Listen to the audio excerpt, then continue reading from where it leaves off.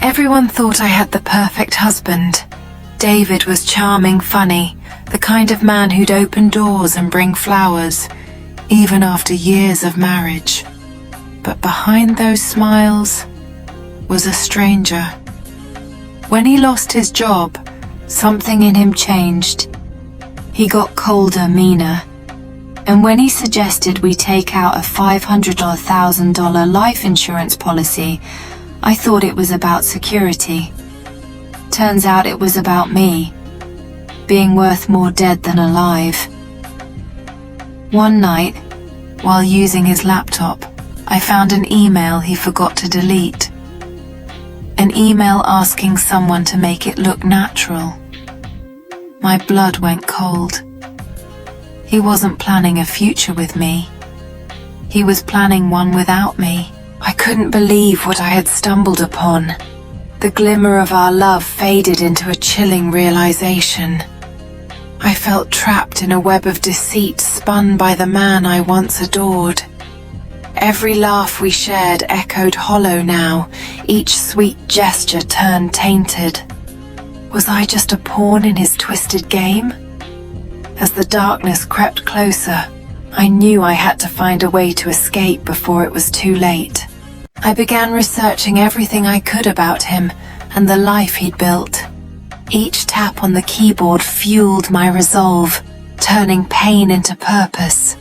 I learned his routines, studied his friends, and gathered information that would turn the tables. In the shadows, I quietly transformed my fear into a weapon ready to strike when the moment was right. After that night, I stopped sleeping. I smiled through breakfast, kissed him goodbye, and died a little inside every time I did.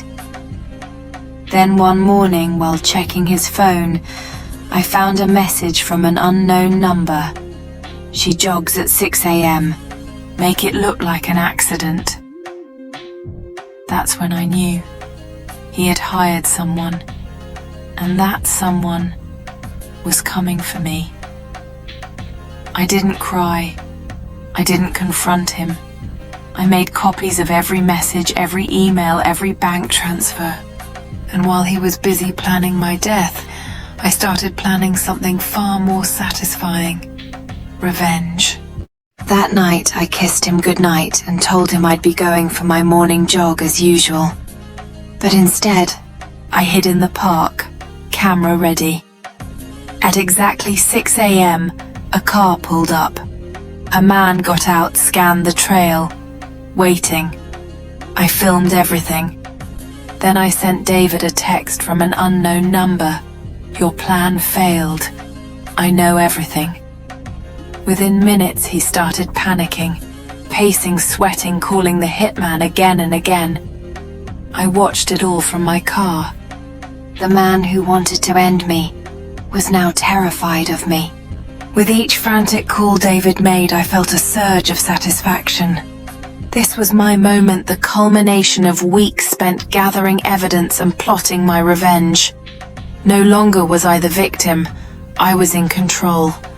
I could practically hear his heart racing as he maneuvered through his options, desperately trying to fix what he thought was a foolproof plan.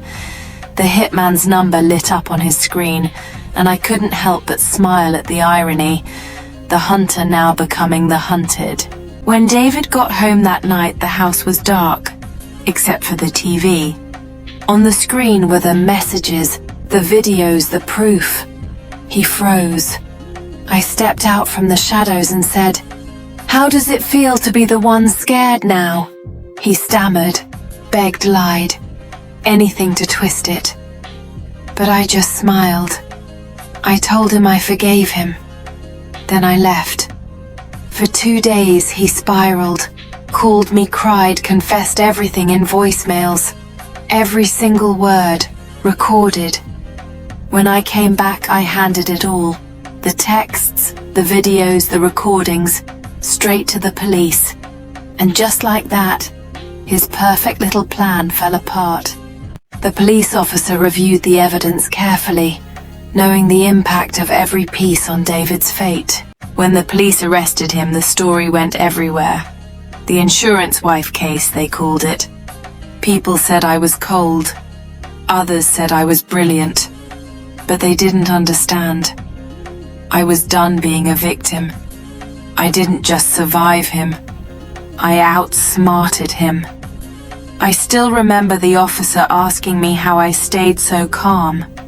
I told him, silence isn't weakness. It's the sound of planning. And that's how I got justice. My husband tried to cash in on my life, but I made sure he paid for it with his own.